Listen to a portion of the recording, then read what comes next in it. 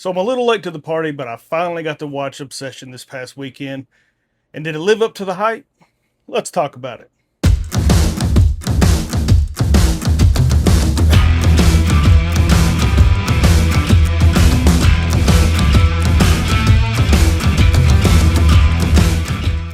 What is up, everyone? Thank you for joining me today as I discuss the film Obsession. I've heard a lot of good things about this film. A lot of people have been hitting me up lately about watching it, especially my twin girls, Jenny and Jody. They have been bugging me to death to watch this film. And normally, when I hear about a film that's getting so much praise and so much hype over it, sometimes that diminishes it for me because it's not going to ever live up to what everybody's been telling me how good it is and what to expect. And I went into this film not knowing anything. I sat down with my daughter this past weekend and I told her, I said, I haven't seen a trailer, I haven't seen any images. Surprisingly, this film has been out for a while and nothing has ever been spoiled for me. So I was going in not even knowing what this movie was about. So let's go ahead and get into my review. So let's go ahead and get into the plot. So there's a guy named Bear who has a huge crush on his friend Nikki. And after breaking this mysterious one wish Willow to get her to fall in love with him, he actually gets his wish, but he discovers that it comes with a dark and sinister price. So that is the plot of the film. Now, I had heard a lot of people say that, oh, I've heard people leaving the theater because it was so scary and people were tripped out about the film and creeped out. I don't get that from this film. When it comes to the horror genre, there's all different types of categories. There's, thriller, there's suspense, of course, there's gore, horror comedy. Um, I can see how this falls into the horror aspect, but to me, this wasn't really a jump scare kind of film. This film to me was more of the the hair standing up on your arms and what would you do in this situation. And going into it, I actually do feel like this film is something fresh and something that people do need to check out. I feel like this is a breath of fresh air. So obviously, the standout in this film is the character Nikki, and her performance, which I don't really know the actress's name, so you'll have to forgive me for that.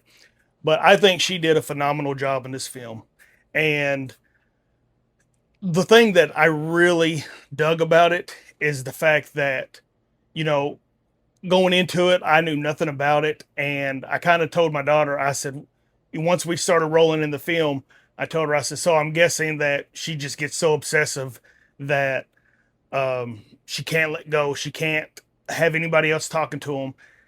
But I didn't realize there was a curveball to where if you watch the film, if you haven't seen the film, spoiler alert, but if you watch the film, you realize that that's not really her in the movie. Her spirit, I feel, is trapped in another realm in something. It's somewhere. Maybe it's purgatory. I don't know, but I didn't really go into it seeing that kind of twist to the film. And to be honest with you, me and my daughter talked about it, and I will say, to me, the villain of the film is more on Bear's side because at first it was just an innocent wish, and then the more the movie developed, and we started realizing that wait a minute, this isn't Nikki, and he started noticing that it wasn't really Nikki, because he was in the film, he begs her through pretty much the half all the way to the end of the film to be normal. I want you to be the Nikki I know and I love. And honestly, I feel like it was his own selfish desire and not really paying attention to the help that Nikki was seeking, the real Nikki help. She was reaching out to him and he was just kind of ignoring it. That, or he was just so love struck that he wasn't catching the signs. But there's a scene in the movie where Nikki makes him a lunchbox. She says, I packed your lunch for you. And Bear gets to his job, and when he opens it, there's a sticky note on there, and it shows Bear asleep, and it says you. Well, when he goes to the second picture that she put in, it's a picture of her taking a selfie with him as he's asleep, and she wrote on there, "Not me." So clearly, she's letting him know, this isn't me. This is not Nikki, your friend. And he kind of ignored it. He never really brought that part back up. And then another aspect that I really thought was creepy in the movie was she's asleep in bed, and he gets a phone call from his other friend, Sarah, who he does have, I feel like he has a crush on, but we don't know that till about the middle of the film. But he goes to visit Sarah, but before he can leave the bedroom, you hear her, she says, "Bear," and he looks over, and Nikki's body is asleep, but her mouth is moving, and she's like, "Just kill me in this misery. It's not me." And he's like, "Is it that bad to be with me?" And she says, "I've never been with you." Something to that effect. So once again, right there, she's letting him know and she's reaching out for him, but he's completely ignoring it. And then he actually, once all this stuff just starts going berserk, he actually gets the box that the One Wish Willow came in, and he calls the number on it. And whoever's on the phone, which they never explained who was on the phone, is telling him there's no way to reverse the wish. And then he even says, the voice says, "Would you like to speak to Nikki?" And you can hear Nikki just screaming in agony and screaming in fear. And you don't know what's happening to her. And it's just, to me, that's one of the creepiest moments in this film, is that to know that she's out there somewhere and she's seeing what's going on and she's being tormented, but we don't know what exactly she's being tormented by or what exactly is going on. I knew when the voice on the phone said as long as Bear was still alive, the wish would continue. I kind of seen where that was going. The highlight of the film for me, and the creepiest part, I will say, that actually made me go, what would I do in that situation? Is there's a scene where Bear wakes up and Nikki is nowhere to be found, but if you're really scanning the room, she's over in the right hand corner and you can see the silhouette of her and she's hiding. That is so creepy because he's begging her to come back to bed and she's not wanting to get back in bed. And she's almost got like a demon look to her that really looks creepy. And like I said, that's one of the moments in the film where that to me is considered horror. That is the, oh my gosh, what would you do in this situation? One part of the film that actually made me chuckle a little bit, but made me also go, whoa, was after she gets back in bed, when he sees her hiding in the corner of the room, she snuggles up to him, and he's tripped out. He's just kind of laying there looking straight up at the ceiling, and he slowly starts to get up, and she never opens her eyes or nothing, and she's facing him, but she just goes, she says, "Stay," like real loud, and he just freezes up, and I was like, dang, like that it was a funny moment, but then again, it was also like, man, dude, you done got yourself in a mess. One spot that I didn't really see coming was when you find out that Ian and Nikki has been having an off again, on again thing for the last couple years.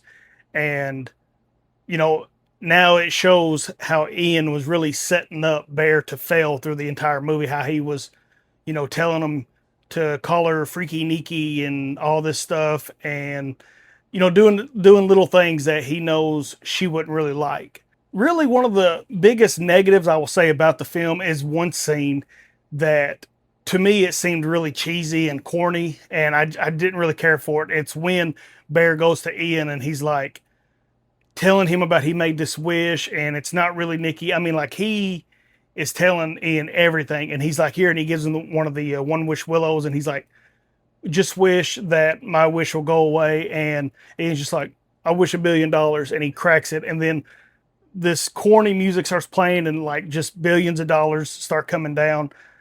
And, Bear's like, no, and he screams, and he just kind of falls to the knees and looks defeated. I thought that was a little too cheesy. I don't know. It just, to me, it didn't really fit in the film. It didn't fit the feeling of the film itself. There's really only a couple of death scenes in this film, which one of them is truly violent. It is Sarah's death scene. And I remember watching it with my daughter, and it's the scene where Bear sneaks out of the house and he goes to talk to Sarah in her car. He's meeting up with her. And throughout the movie, she keeps getting letters from colleges and she keeps getting turned down.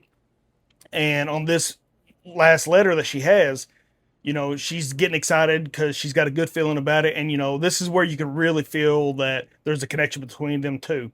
But the way the camera is angled, Sarah is more to the left of the screen where you can see the parking lot and you can see her driver's side window.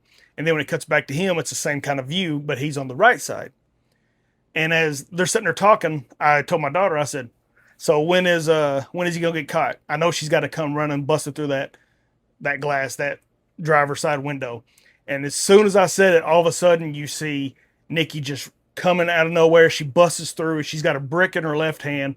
She puts it on the steering wheel. She grabs a hold of Sarah's head and just smashes and just keeps going. And I mean, it's a violent kill. It's so violent that it reminded me of a kill that you would see in the Terrifier films, which was like, oh, like and that come out of nowhere. I knew they were going to get caught, but I didn't expect that to happen. I really thought she was just going to grab her and yank him out, and he was going to save her. I will have to say though, my favorite scene of the movie, it made me laugh, but then again, it was like, that's so creepy. It was they're at the party, and I don't know. It's like they're playing this big game of Jenga or something, and they're taking out these blocks, and it tells you what to do and all this stuff.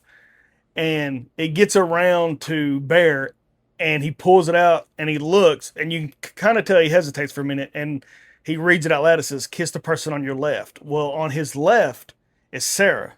Nikki is across from him, maybe kind of over to the left, and the camera pans back over to Nikki, and she is standing up, going, and I think it's hilarious. It's hilarious, but then again, like everybody in the room's like, all our eyes are big, and they're like, "What is going on?" And then she just walks around to where he's at. Sarah never looks around. Sarah's just looking. The camera's right at him, and the whole time here comes Nikki, and Nikki's doing that little. She grabs a hold of Sarah's chair and just pulls Sarah back out of the way, and then gets next to Bear on his left side, and she just looks at him, and it's such a creepy scene, but it's an entertaining scene, and I really like that. I thought that was cool. And of course, we got to talk about the ending, um, how she has just completely lost her mind now, and Bear realizes it's not Nikki. He knows that, and that's what makes him so selfish in this movie.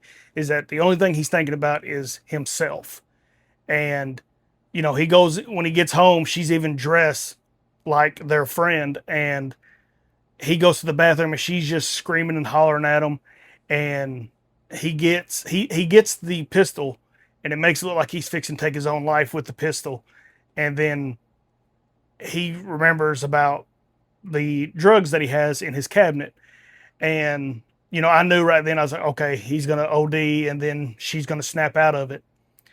But as he takes the handful and he's taking them or whatever, for a split second, which I thought this was brilliant by the guy that actually plays Bear. This was not originally in the script. He come up with it. Bear chickens out, and he starts to make himself throw up so he can get rid of the pills. But before he does that, you can hear the One Wish Willow in the living room open and then snap. And then it's just the way his body just smiled, and he comes out of the bathroom and he looks at her. I was like, oh, she got him. Like, I did like that dynamic where she made the wish that he would fall in love with her. So now you got these two possessed people that are just crazy about each other.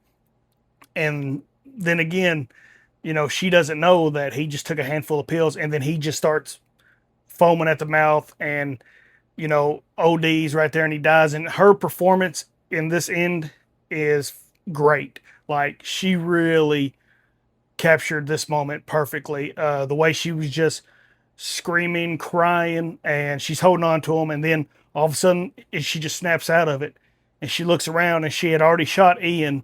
She looks down, and Bear's laying on top of her, and she just throws him off of him. And man, just her reaction of being shocked, of being, oh my God, I'm back. You know, th- that right there was such a dramatic scene. I did love the ending, But it also makes me aggravated that she was innocent in this entire film.